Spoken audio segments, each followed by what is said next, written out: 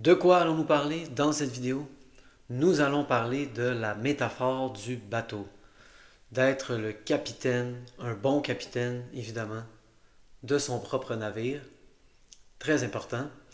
Et dans cette métaphore, le bateau que nous allons imaginer est un paquebot. Je ne sais pas si vous pouvez le voir avec moi. Très important de s'imaginer un bateau énorme, parce que ça prend du temps lorsqu'on tourne la barre, tourne le gouvernail, avant que le bateau puisse prendre une nouvelle direction. Ce n'est pas immédiat, il y a un délai. C'est comme ça avec un gros bateau, ça prend du temps.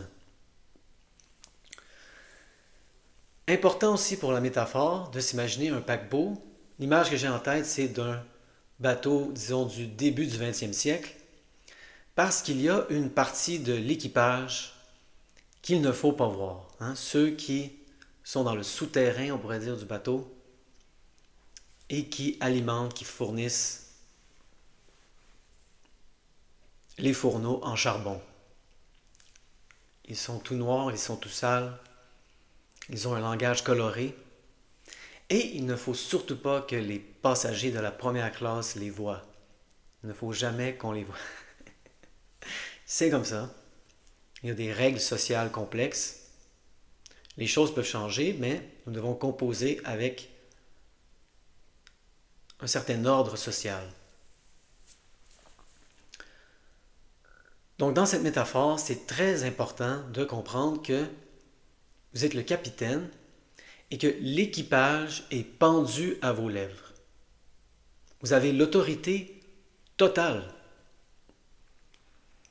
Et l'équipage obéit à vos moindres ordres.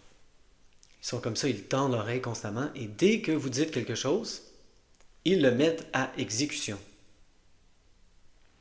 Et donc moi je parle à des gens de la douleur et j'écoute et je m'imagine justement être l'équipage qui obéit à vos commandes. Et là, voici ce que j'entends constamment. J'ai mal. Je suis fatigué. Je suis tendu. Surtout le soir. C'est dur, c'est dur. Ah, c'est dur comme de la roche. C'est difficile. Donc, vous êtes un capitaine et là, imaginez-vous que l'équipage obéit à tous vos ordres. Quelle direction vont-ils prendre? Dans quelle direction vont-ils tourner le gouvernail? Vers la douleur, vers la fatigue, vers la tension, vers la dureté, vers la difficulté. Cap douleur. On se dirige vers la douleur. Donc la plupart des gens en douleur chronique, ce que j'ai remarqué, c'est qu'ils remarquent. Ce que j'ai constaté, c'est qu'ils constatent. Vous constatez constamment. Et tant qu'on constate, on garde le cap sur la douleur, sur la fatigue, sur la tension, sur la difficulté. Tant qu'on remarque, on est dans le cercle vicieux. Il faut arrêter de remarquer. Arrêter de constater. Je constate que quand je marche plus que 20 minutes, j'ai mal aux pieds. Je constate que quand je fais des push-ups, j'ai mal au trapèze. Je constate que lorsque je dors moins, j'ai plus de symptômes. Vous constatez, vous recréez. Il faut arrêter de constater, il faut réinventer pour sortir de la boucle. Très important, il faut tourner la barre du navire, réorienter le navire pour aller dans une autre direction. Moi, ça m'a pris du temps à maîtriser cet aspect du reconditionnement de la douleur. Je faisais tout ce qu'il fallait faire. Je ressentais mes émotions. Je faisais le repérage somatique. Vous connaissez les techniques, j'espère. Mais ça, c'est l'aspect qui m'a pris le plus de temps à maîtriser. Et je crois maintenant que on aura beau tout faire, si on ne maîtrise pas ça, on ne réussira jamais. Vous avez beau sentir vos émotions, si votre gouvernail est pointé dans la direction douleur, fatigue, tension, difficulté, comment allez-vous changer de direction? Il faut tourner comme ça la barre du navire, aller dans une nouvelle direction. Ça ne va pas être instantané.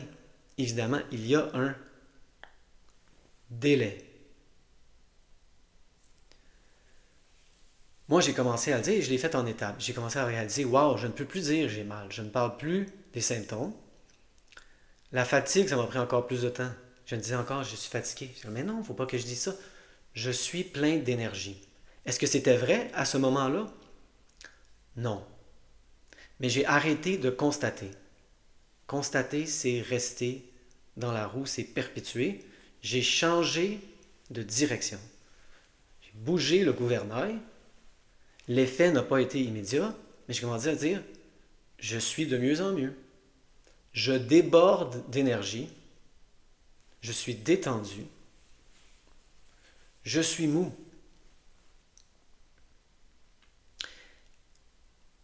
Et le plus difficile, ça a été facile. Le plus difficile, ça a été difficile. Je l'ai dit longtemps. Je vous entends, vous le dites. Imaginez-vous que l'équipage est pendu à vos lèvres. Ils écoutent vos moindres ordres. Moi, je m'imagine comme ça. Moi, je m'imagine être l'équipage du paquebot. Et là, je vous écoute parler. Et vous dites, c'est difficile. Qu'est-ce qui va arriver? Ça va être difficile. Il faut dire, ça m'a pris du temps, ça, là. C'est le plus difficile. Il faut dire, c'est facile. Ça coule. Tout coule. Tout est facile. Est-ce que ça va être immédiat? Non. Mais pourquoi dire que c'est difficile? Imaginez-vous toujours que le bateau prend la direction où vous l'ordonnez. Et là, au début, on zigzague. Ce n'est pas immédiat, ça non plus. Non seulement si vous gardez le cap, ça va prendre du temps, mais au début, on zigzague. J'ai mal. Ah, c'est vrai, faut pas que je dise ça. Je viens de mieux en mieux. Mais j'ai mal, mais je viens de mieux en mieux. Comme ça. Vous zigzaguez. Ça prend du temps avant de barrer le cap. Cap bien-être. On s'en va vers le bien-être, vers le plein d'énergie, vers la détente, vers la mollesse, la souplesse, vers la facilité. C'est facile. C'est facile. Je suis mou. C'est facile. Plus on le dit, évidemment, plus on agit. Et dans cette métaphore, on va moins mettre l'emphase là-dessus, mais plus on a une confession positive comme ça, si on est constant, éventuellement, le paquebot va prendre cette direction.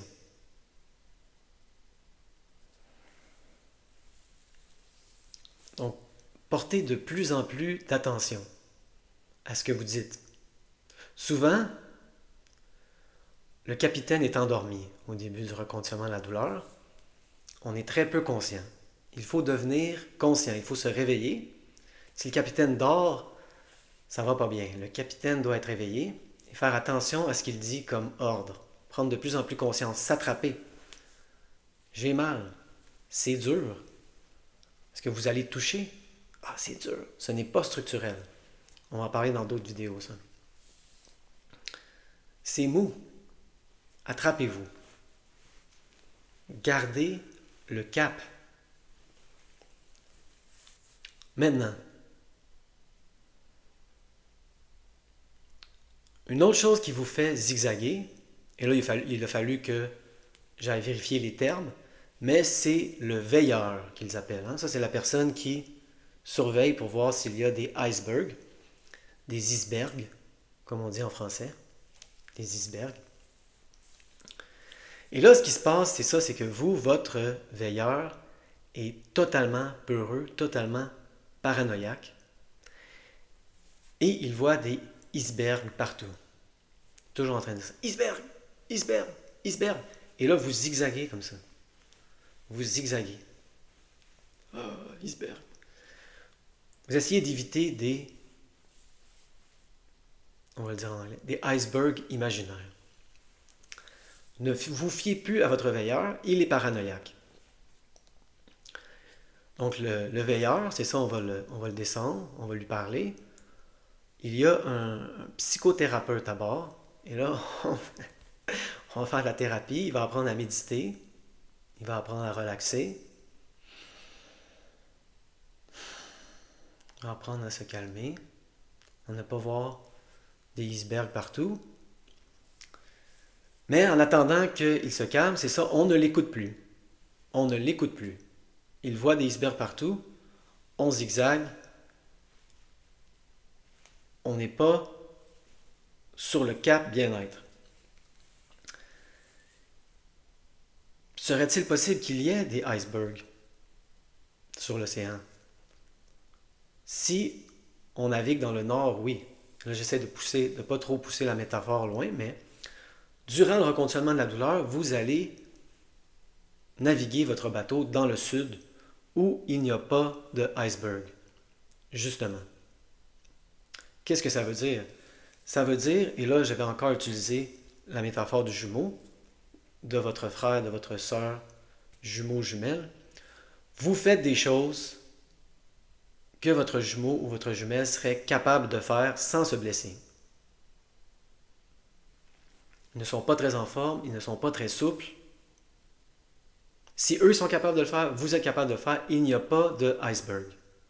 Votre veilleur va crier constamment iceberg, iceberg, iceberg. Vous ne l'écoutez pas, vous arrêtez de zigzaguer, essayez de contourner des icebergs imaginaires. Ça ne sert absolument à rien. Vous barrez le cap, comme ça, vers le bien-être, et même s'il crie iceberg, iceberg, vous l'ignorez. On est dans le sud, là. Vous ne faites rien de dangereux. Il n'y a pas de iceberg. On s'en fout. C'est arrête. Et là, lui, il va se calmer un moment donné, c'est ça. Avec la thérapie, ça prend du temps aussi. Chaque jour, il va parler au psychothérapeute. Il commence à faire la méditation, là. Il va se calmer. Et éventuellement, vous allez pouvoir le croire. Ces alertes vont être crédibles.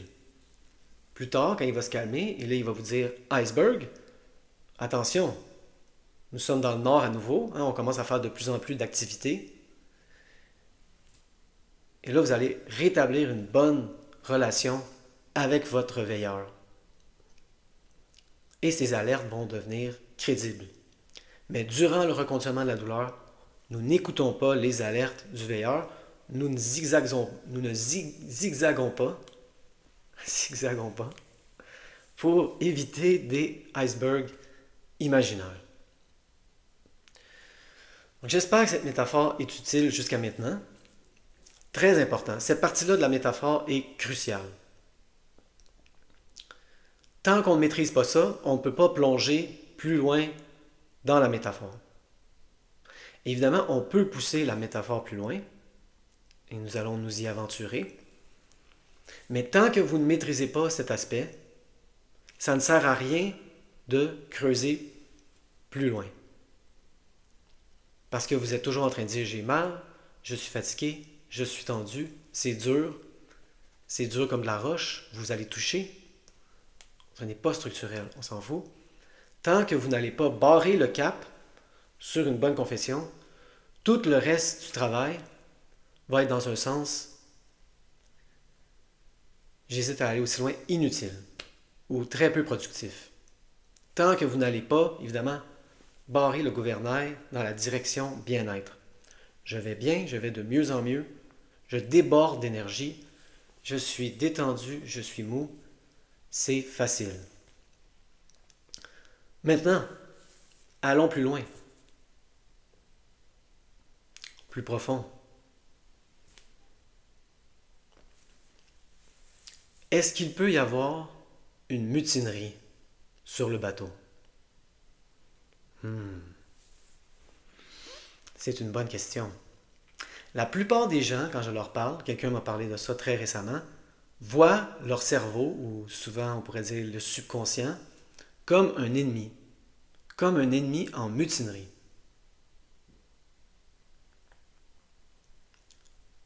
Et récemment, j'ai fait une vidéo sur l'auto-sabotage, donc je vous inviterai à aller la voir, l'auto-sabotage et la douleur chronique. Se pourrait-il que je fais tout ce qui m'est commandé ici dans cette vidéo, je barre comme ça le gouvernail vers le bien-être, mais que l'équipage soit en mutinerie. C'est possible. Mais de plus en plus, il faut arrêter de voir l'équipage, le subconscient, comme un ennemi qui me veut du mal. Voyez toujours l'équipage comme ayant le bien-être du bateau, du navire, du paquebot en tête. L'équipage n'est pas méchant. Donc s'il y a une mutinerie, c'est que il considère que le capitaine est dangereux pour le paquebot. Je voulais explorer ça, c'est important. Je vais explorer mes propres thèmes. Si vous êtes quelqu'un de perfectionniste, qui vous mettez de la pression dessus constamment et qui essaie de pousser à travers le stress, vous n'êtes pas un bon capitaine. Et il se peut qu'il y ait mutinerie sur le bateau. L'équipage a toujours le bien-être du navire en tête. Toujours. Ne voyez pas l'équipage comme étant méchant. Donc, si vous êtes comme moi, pendant des années, j'ai été un très mauvais capitaine. Je ne faisais pas de psychothérapie, je ne prenais pas soin de ma santé mentale. J'allais dans des spirales de réactivité qui créaient des cascades de produits chimiques très nocifs dans mon corps. Trop de cortisol, trop d'adrénaline, etc. C'était nocif pour le bateau, corrosif. L'équipage est intervenu. Le veilleur s'est mis à crier.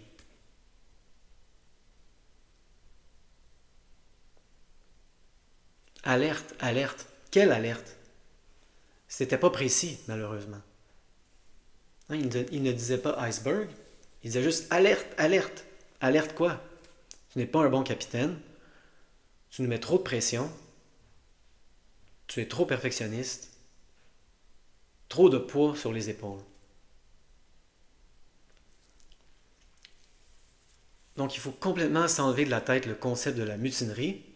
Si l'équipage n'obéit pas à vos ordres, voyez ça comme ça, le problème ce n'est pas l'équipage, c'est le capitaine.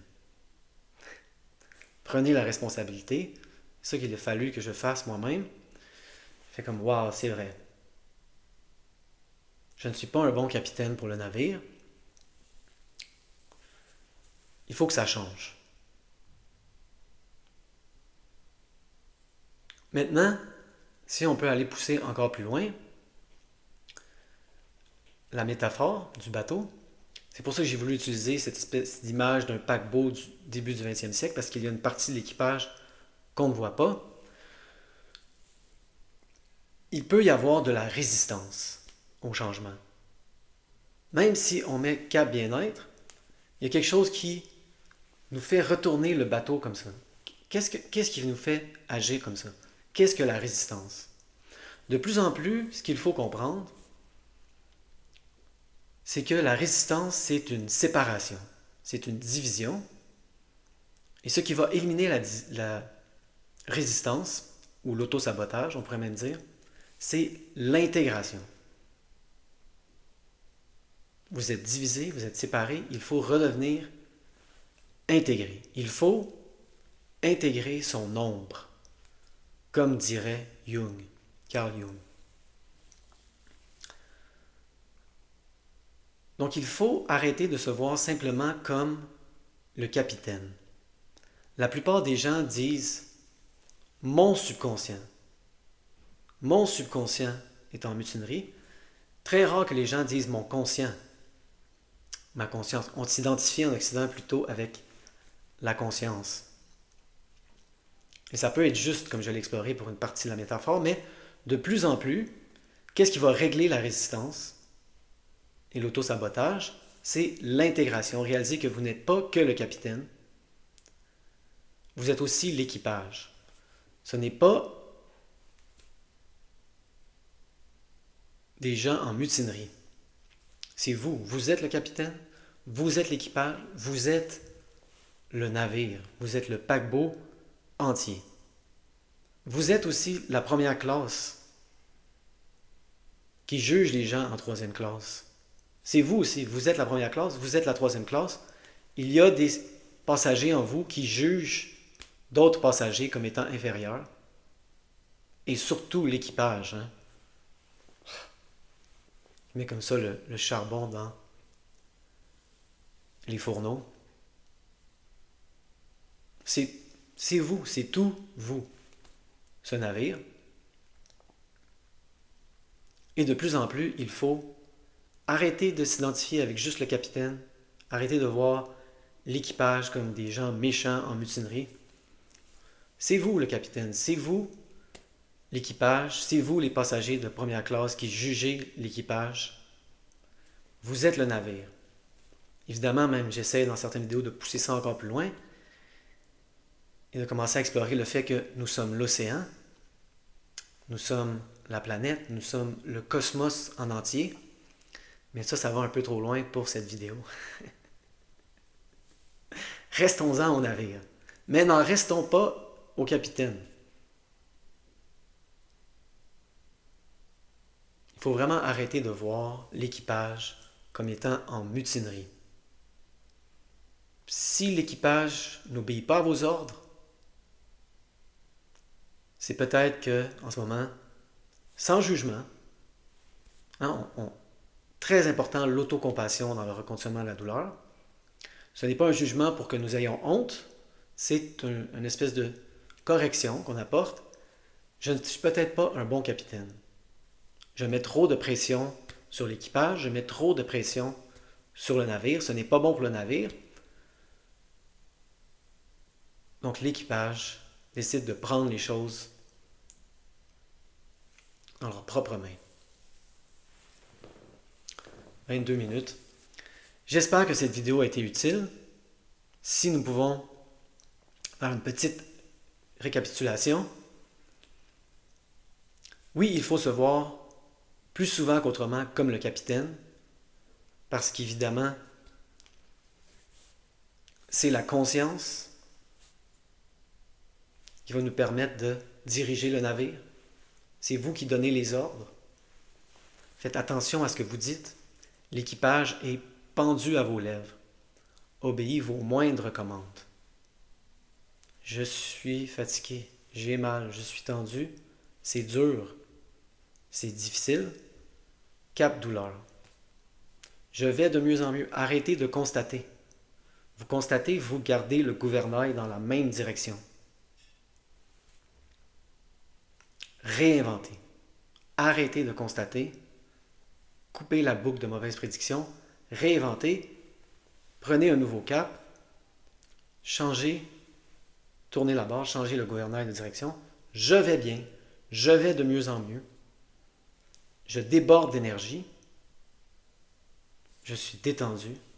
Je suis mou. C'est facile. Très facile. De plus en plus facile. Et là, ça va prendre du temps. C'est un paquebot, c'est un énorme navire. Le veilleur va continuer à sonner l'alerte. Alerte, alerte, alerte. Des fois, il ne nous dit même pas c'est quoi. Il dit iceberg. Et là, on cherche dans notre corps. On tâte, c'est dur. Structurel. Vous êtes dans le structurel. C'est psychologique. Il dit iceberg, il dit alerte, mais souvent, c'est parce qu'il n'est pas très conscient, le veilleur, et il ne sait pas quoi vous dire. Il dit iceberg, mais en fait, ce qu'il veut dire, c'est perfectionnisme. Trop de pression. Stress. Mais vous êtes tellement habitué, parce que vous avez été médicalisé dans le système médical, à voir tout comme structurel. Tout ce que vous entendez, c'est iceberg, iceberg, et là, vous zigzaguez pour éviter des icebergs imaginaires. Donc, le secret, c'est d'aller dans le sud. Hein? On navigue le navire où il n'y a pas d'iceberg, comme ça, on peut ignorer. On fait des choses que tout le monde de notre âge sont capables de faire. Il n'y a aucun danger. on ignore le veilleur, peu à peu il va se calmer. Ces alertes vont devenir crédibles. Et de plus en plus, on intègre notre ombre, comme dit Jung. On fait un travail d'intégration. On réalise qu'on est plus que le capitaine, on est plus que le veilleur, on est l'équipage entier, on est le navire entier. N'allons pas dans l'océan pour cette vidéo. Il faut intégrer son ombre. L'équipage n'est pas en mutinerie. Très important de comprendre ça. Il n'y a pas de sabotage. Si vous allez dans la direction douleur, il y a une raison. Il y a quelque chose qui n'est pas réglé en vous. Et de plus en plus, il faut éliminer les séparations, éliminer la division, devenir de plus en plus intégré. Intégrer son ombre.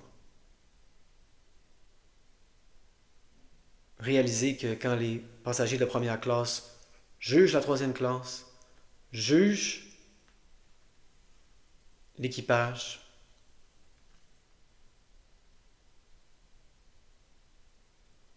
ce ne sont que les produits d'une culture, les produits d'un jugement social, et on peut prendre une distance par rapport à ça et réaliser que c'est des parties de nous qui jugent d'autres parties de nous parce qu'ils ont été élevés de cette façon-là.